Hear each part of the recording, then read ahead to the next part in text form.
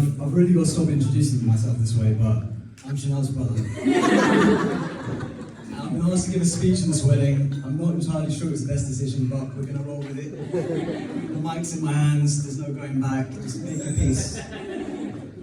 And most weddings will have, heartfelt, soppy speeches, but I figured we'd probably have it covered.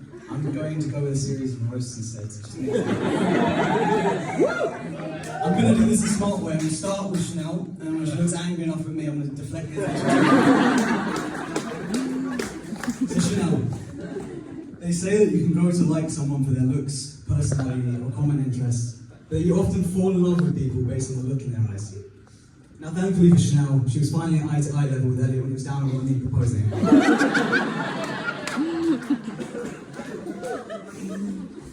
Now, as kids, Chanel and I were quite mischievous. We were a couple of years apart in age, reigning terror, and we had a real bad habit of pulling stuff over on ourselves.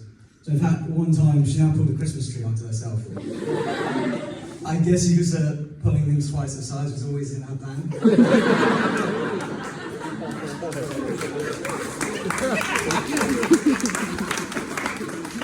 Another short and sweet funny story. Chanel once told me that meeting Elliot was an accident. I've been told to keep this in 5 minutes though, so I'm not going to give any context right now. But ahead of the speech, as you can see, Chanel was really worried, putting the mic in my hand. She said, "Please, Aaron, don't do anything out of line." So, thankfully for you, I brought one from the engagement party.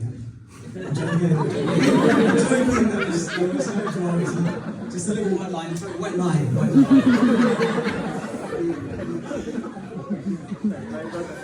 Now, during 2020, Chanel moved into Elliot's family home and often FaceTimed us from a big library-looking room.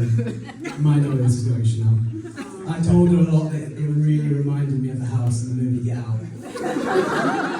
Now, I don't want to make too many comparisons to the movie. I want to make it clear it's not actually the same. Because in the movie, the guy did get out. And now looks a good time to move over to next time.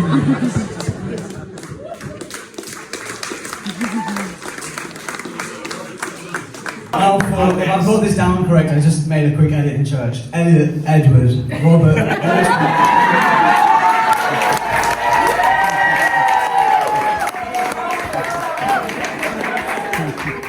Now, when we were first learning about Elliot, there was a big debate on how to spell his name, particularly how many L's there were. I can now say with confidence, there's only one L in his name, correct? And that's the fact that he didn't squeeze Nazareth in somewhere.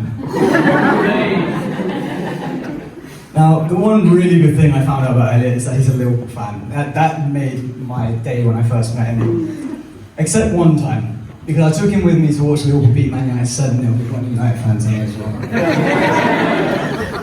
And Elliot made the mistake of, in a debate with my friend, admitting Man United was a bigger club. But I'm going to let bygones be bygones, because at the end of the day, it's not all about size, is it, Elliot? And after seeing you hose down your boxes at your stag do, I know you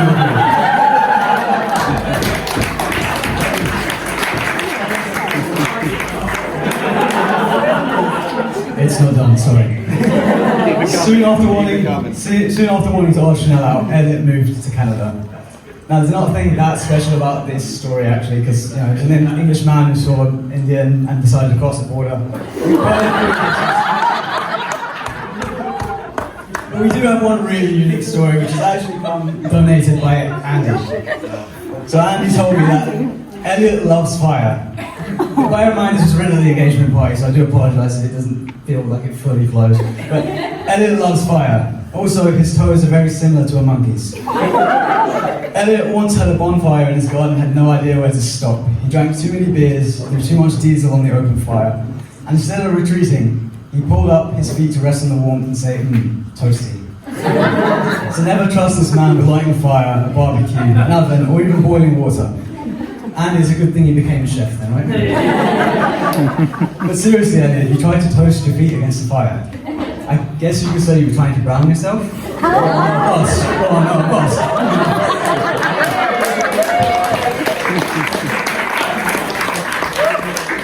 I will spare them any more embarrassment and I will get us all to raise a glass for a toast.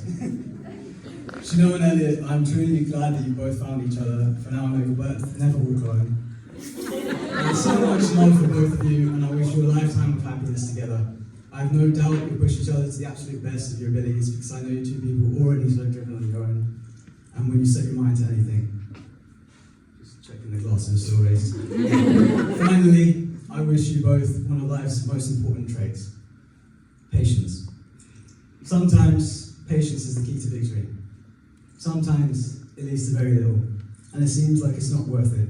And you wonder why you waited so long for something so disappointing. You know what I mean?